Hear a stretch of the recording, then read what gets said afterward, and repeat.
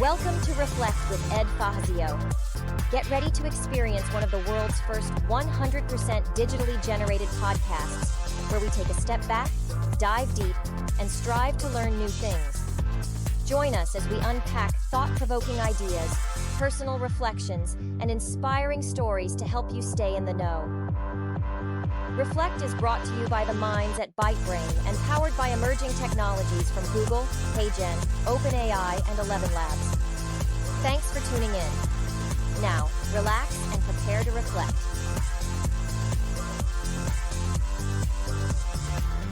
Welcome to Reflect, one of the world's first 100% AI-generated podcasts.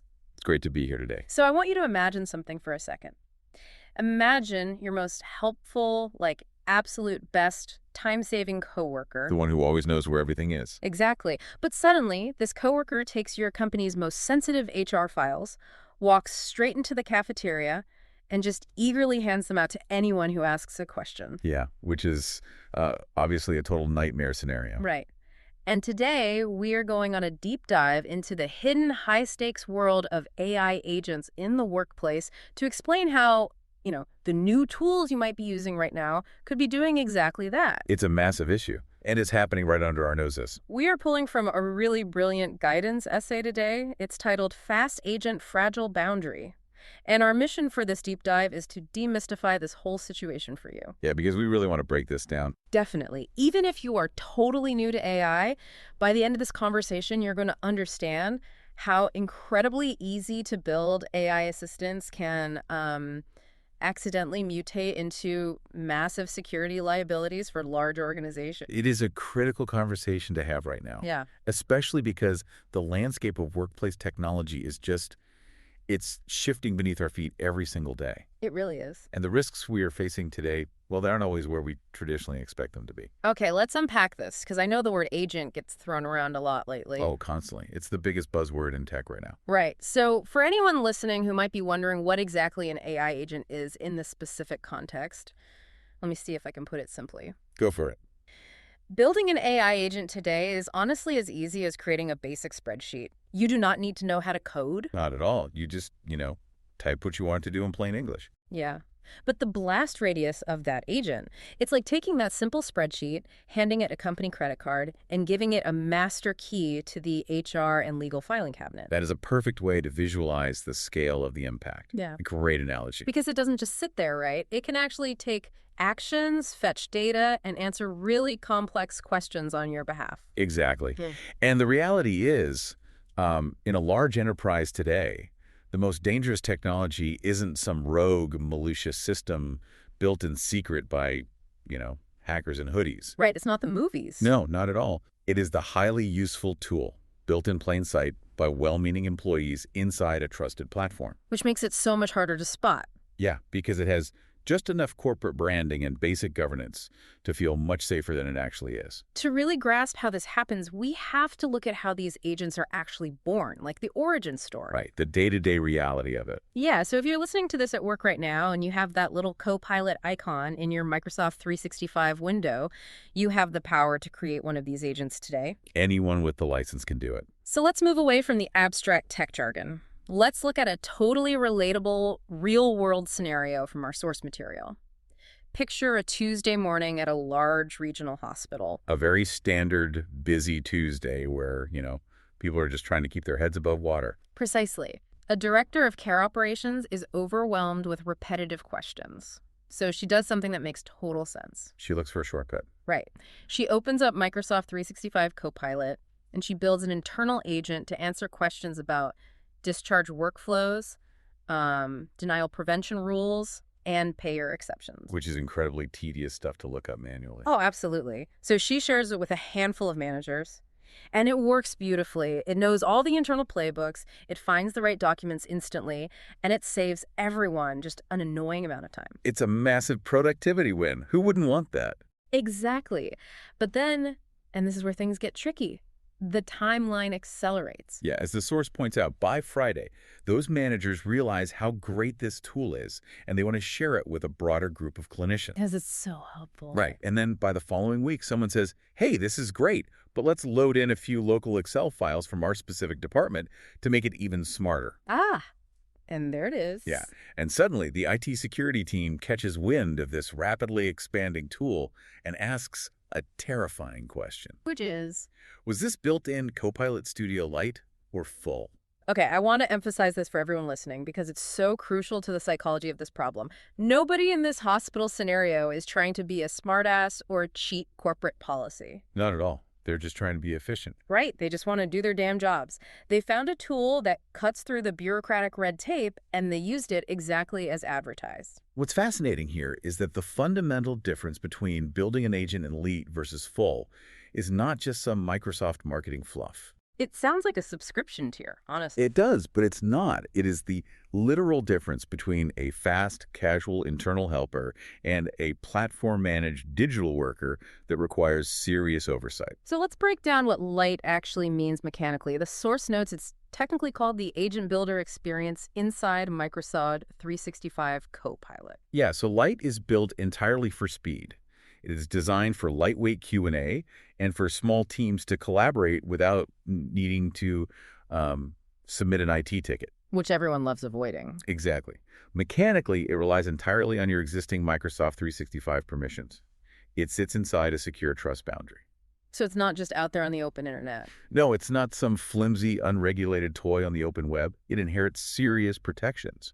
The promise of Lite is that Copilot will only surface organizational data that a user already has at least view permissions to see. Okay, on the surface, that sounds incredibly safe. Like, if I only have access to the cafeteria menu and employee handbook, and I ask the agent a question, the agent will only give me answers based on the cafeteria menu and the handbook. It sounds like the security is just handled automatically by the system. And that assumption is exactly the illusion of governance. Oh, wow. Okay, because Lite relies on those existing permissions, employees, and even some managers assume the security problem is completely solved. But it's not. No, it isn't solved. It is merely moved downstream, which creates a massive false sense of security. Wait, I'm stuck on something. If the system mathematically guarantees that I can't see files I don't have access to, how is the security problem just moved downstream? What is actually breaking here? Well, to understand the break, we really have to look at how sharing works in a Lite. Okay, walk me through it. The direct sharing model in the Agent Builder is intentionally narrow. You can keep the agent to only you. You can share it with specific users, which is currently capped at 98 named users or groups. Okay, 98. Or you can click a button to share it with anyone in your organization. Okay, 98 users seems like a decent-sized group for a small project, but I can definitely see how clicking anyone in your organization easily spirals totally out of control in a company with, like, 50,000 employees. Oh, absolutely. It's a recipe for disaster. Now, IT admins do have controls to fight this. They can go into the Global Admin Center and restrict that org-wide sharing capability. Not good, so they can shut it down. They can. But here's the gremlin in the system. Admin controls to restrict sharing do not revoke existing access. Hold on, wait. So if an admin realizes things are getting out of hand, panics, and locks down the permissions today, all of yesterday's mistakes are just grandfathered in. That is exactly how the mechanics work under the hood. You're kidding me. No, it is not a retroactive cleanup spell. A sharing decision made by an employee last week stays completely in place until a human being actively notices the specific agent and manually fixes it. That is, wow. The source calls that a governance gap with a necktie on. That is absolutely wild. That's a great phrase. It really is, because it looks professional, it feels managed because it's inside a Microsoft environment, but the back door is just propped wide open. And it leads us right into the subtle trap of this entire system, which is something so many organizations are completely failing to grasp. That's the trap. Sharing the agent is absolutely not the same thing as sharing the data. I think I need you to break that down for me. If I share the agent with my coworker, shouldn't the system automatically give them the permissions to read the files the agent uses to answer questions? You would think so, but no. Why would Microsoft build it so they drift out of alignment? Because automatically granting file permissions just because you shared a chat interface would be a catastrophic security failure. Oh, yeah, I guess that makes sense. When you build an agent in Lite, You aren't actually putting your company's data inside the agent. You're just giving the agent a map to where the data lives in your SharePoint or OneDrive. Okay, a map. So when you share the agent with your coworker, you are only sharing the map. If your coworker doesn't already have a key to the actual building like the underlying SharePoint folder, the map is totally useless to them. Oh, I see. So if our company's data permissions are sloppy, say, files are overshared, or a sensitive folder was left open to everyone because someone was lazy during a migration 5 years ago. Which happens all the time. Right. The agent will reflect that sloppiness with absolute ruthless machine efficiency. Precisely. The AI doesn't know what is sensitive by human standards. It only knows what the permission tags say. It just follows the rules it's given. Right. Conversely, if you share your shiny new agent with a colleague, but you forget to grant them access to the underlying SharePoint files, the agent simply won't include that knowledge in its answers for them. Oh, so it just acts like it doesn't know anything. Exactly. The agent's wrapper, the chat interface, and the actual data drift out of alignment. That sounds like an absolute nightmare for IT. You could literally have Jim in accounting asking the agent for a project update, and Sarah in HR asking the exact same agent the exact same question, and they get totally conflicting answers. Just because of underlying folder permissions they don't even know exist. So confusing. It confuses the users, it confuses the creators, Yeah. and it absolutely floods the IT help desk with tickets.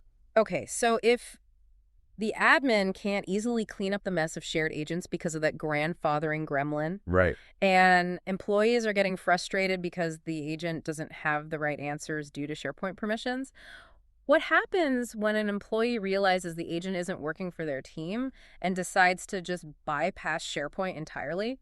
Like, I'm talking about when they decide to just upload a file directly from their desktop to make the agent smarter.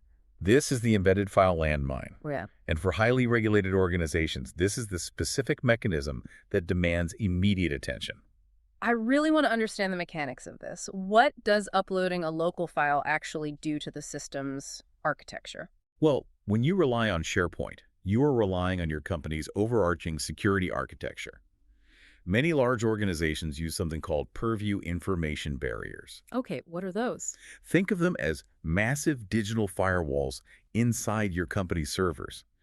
In a highly regulated environment, these firewalls physically prevent the AI from looking at folder A if it's currently answering a question for a user assigned to folder B. So it keeps sensitive data legally separated. Exactly. But Microsoft documentation explicitly states that purview information barriers are not supported on embedded files. Wait, what? So the compliance walls just vanished for that specific file? Yep. When you upload a file directly into the agent, you are taking data out of the fortress and sticking it directly into the agent's brain. You bypass the firewall entirely. That is terrifying. Anyone who has been granted access to that agent can now see responses grounded in the embedded file content, regardless of their normal security clearance. Here's where it gets really interesting. Let me see if I'm getting this analogy right. Let's hear it. It's almost like bringing uninspected outside ingredients into a strictly regulated commercial kitchen. Okay, I like this. You've got health inspectors, temperature checks, everything is pristine. But then a well-meaning sous chef brings in a random Tupperware of sauce from home and just dumps it directly into the soup. Yep, that's exactly what it is. You just bypass the health inspector at the loading dock with one click of an upload button because the system doesn't check the Tupperware. It assumes anything already inside the kitchen is safe. If we connect this to the bigger picture, that Tupperware analogy is spot on. And the stakes of bypassing that loading dock are incredibly high. How high are we talking? Well, for instance, embedded files aren't even supported in GCC moderate environments, which is the government community cloud. Oh, wow. So the government literally says no to this feature. Let's ground this in reality again, because the source outlines a scenario at a global law firm that really highlights the danger here. It's a great example. Imagine a practice operations manager builds a light agent to help junior staff look up standard billing codes and administrative policies.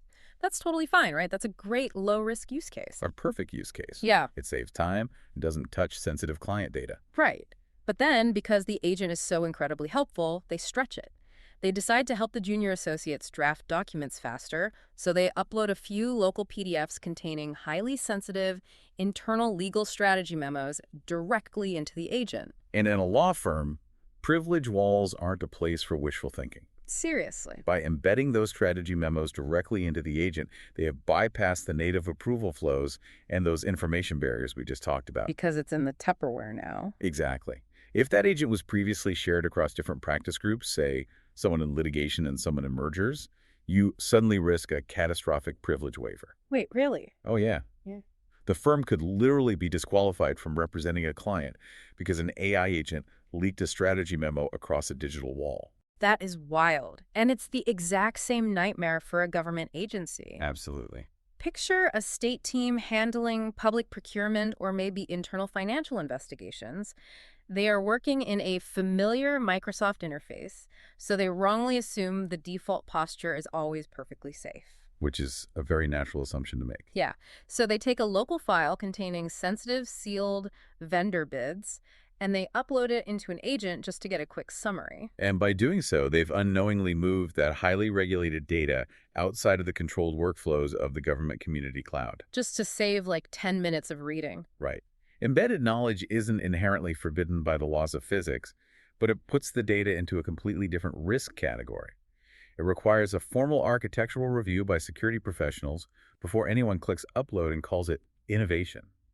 So what does this all mean for you, the listener? If you are sitting there realizing your team has been spinning up these late agents all month, what is the play here? It's a tough spot to be in. Because we aren't saying you should just ban light across the company, right? In my experience, banning things outright usually just drives employees to use shadow IT in dark corners. Oh, without a doubt. They'll go find some unregulated third-party AI tool on the open web and upload the company data there, which is a million times worse. Exactly. You absolutely do not want to stifle the very real productivity gains these tools offer. The solution isn't prohibition, it's knowing how and when to take back control. Right. When the stakes are incredibly high, when you are dealing with potential patient harm in a hospital, legal privilege in a firm, or severe regulatory penalties in government organizations, must graduate their agents from light to full. Let's talk about full because the source emphasizes this transition heavily. Officially, this is called Copilot Studio. Yes. What actually changes mechanically when an organization decides to flip that switch and move an agent into Copilot Studio? Well, Copilot Studio is designed for governed scale. This is where you build agents that require multi-step workflows, formal approvals, custom API integrations, and broader organizational publishing. It sounds a lot more robust. It is. It is the enterprise control plane. So it's not just about chatting with a document anymore. It's about building a piece of enterprise software. Precisely. And specifically, Copilot Studio offers what Microsoft calls managed environments. Okay, what does that give us? Admins get much finer-grained controls here. Instead of just a button for anyone in your organization, admins can govern exactly who gets editor versus viewer assignments. Which is huge. Yeah. They can mandate that agents can only be shared with specifically named individuals, strictly prohibiting sharing with massive, unwieldy security groups. Which completely solves that problem of an agent suddenly being accessible to thousands of people by accident just because someone clicked the wrong button on a Friday afternoon. Right. And crucially, it provides an agent registry. Oh, what's that? This is a game changer for IT. It gives the security team centralized visibility. They get a dashboard where they can see every single agent that has been built across the enterprise, what data sources it's pulling from, who owns it. Finally, some oversight. Exactly. And they have the actual power to block, remove, or reassign ownership of those agents from one central location. Okay, I have to play devil's advocate for a second. Is Copilot Studio a silver bullet? Because whenever we talk about enterprise software, there's always a catch. That is a very fair question. And no, full is not metaphysically pure. I knew it. There are caveats, and the source is very honest about them. For instance, when an admin applies new sharing limits in Copilot Studio, enforcement can take up to an hour to fully propagate through the cloud system. An hour is a long time in a data breach scenario. It really is. And ironically, just like we saw in Late, applying these new rules still doesn't automatically revoke existing access for people who already had it. Ah, the grandfathering gremlin strikes again. It's incredibly stubborn. So even in the enterprise control plane, you still have to manually clean up past mistakes. It does. You still have to do the work. But despite that architectural quirk, Copilot Studio provides the visibility and the tool set required to actually manage enterprise risk. Which brings us to a very practical decision rule for our listeners, right? Whether you are an IT admin or just a project manager trying to use AI responsibly. Let's hear the golden rule. Oh, wait, I was asking you for the golden rule. Oh, right. Well, the golden rule is this. Use Lite, the agent builder, for yourself or your immediate small team when you are querying well-governed, low-risk data. Okay, keep it small, keep it safe. But you must promote that agent to full before it gets deployed broadly across departments. Right. You must promote it to full before you use embedded files for anything resembling sensitive content. And you definitely must promote it to full before the agent becomes so operationally critical that your business relies on it to function daily. That makes total sense. It's an operational inference. It's really about matching the tool's governance level to the actual real-world risk it poses to the company. The mistake organizations are making isn't choosing to build in Lite. Lite is a fantastic democratizing tool. Yeah, we love Lite. It's helpful. The mistake is forgetting to graduate out of it when the risk profile of the project inevitably changes. That is a mature operational decision that grown-ups need to make proactively before a compliance auditor does it for them during an investigation. And nobody wants to be sitting across a table explaining to an auditor why a Tupperware of uninspected data took down a legal wall. They absolutely do not. It's a career-ending conversation. As we wrap this up, I think the ultimate lesson here is that security in the AI era is fundamentally shifting. For decades, IT security was just about who had the password to log into a system. Exactly. Identity and access. But today, it's about who has the power to assemble a behavior, ground that behavior in deeply sensitive corporate knowledge, and let that custom AI become institutionally trusted by your coworkers before anyone in the IT department even notices a line was crossed. It is a profound shift in how we manage workplace trust. And it leaves us with a critical, provocative question to consider as we navigate this new era. Lay it on us. As we give every single employee the power to build custom AI agents from their desktop, we have to ask ourselves, are we truly decentralizing innovation, or are we just decentralizing the liability? Will the future workplace be a collaborative utopia of hyper-efficient teams, or is it going to be a chaotic battleground of thousands of competing, unmonitored microagents? That is incredibly well said and slightly terrifying. Thanks for listening to the Reflect Podcast, where we're telling the future. Are you in it? Visit reflectpodcast.com and share your story. In the cyber ocean of online voices and recycled content, something different has arrived. Reflect isn't just another podcast, it's the future of storytelling, powered entirely by AI. From curating data to assembling thought-provoking ideas, we've redefined how journeys are told. Reflect is a podcast that thinks, learns, and evolves with each episode. Every tale, every insight, crafted by the most advanced AI technologies. A podcast that disrupts the industry, breaking free from traditional formats, taking you on an entirely new experience. So tune in now and reflect. We're telling the future.